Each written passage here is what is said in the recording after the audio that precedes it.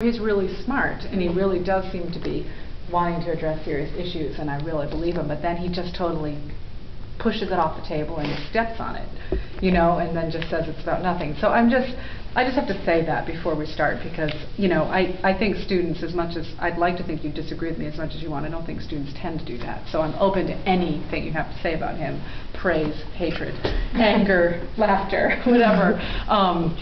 But I would like to talk about some of his ideas and his projects and what you thought about them. And I think he is still a very good example of for your next assignment of prankster art, because I do think all of his work, whether you like it or not, is very much steeped in that, and they even reference it a lot, that Italian tradition of sort of the tragic comedy, you know, Federico Fellini's films, and Roberto Benigni, and that sort of approach and strategy. So, with that said, what are your guys' gut reactions for something you want to talk about? And I wouldn't mind if we just sort of start at the beginning, because otherwise we won't talk about, you know, we'll end up just sort of brushing on the surface. So, you know, we could sort of start at the beginning, or we can just start with generalizations. But what are your guys' reactions?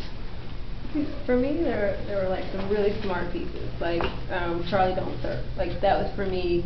Does really everybody know powerful. what Charlie Don't Surf is? It's on 70. It's the boy with the pencils into his hands. And you know, I got this whole teacher thing, so. Just see bigger pictures of it, because it is. I mean, so what's smart about this piece? Well, because at first glance, I was like, oh, well, it's one of his kind of not mannequins, but, you know, life-size kids, and he's facing just the window. All right, well, Charlie Don't Surf. Okay, keep on going.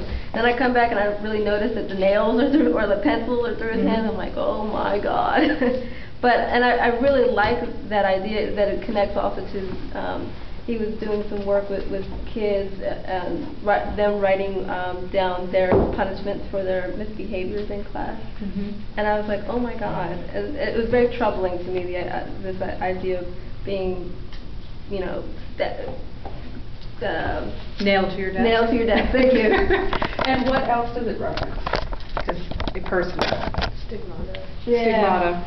I mean, definitely, it's on the other side of the hand, but it definitely has a Christ reference, and being an Italian artist, and much of his work does, the Pope piece specifically. But in his own life, does it reference something also?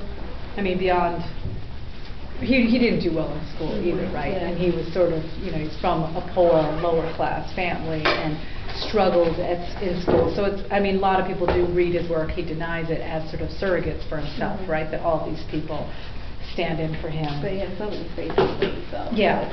So you all agree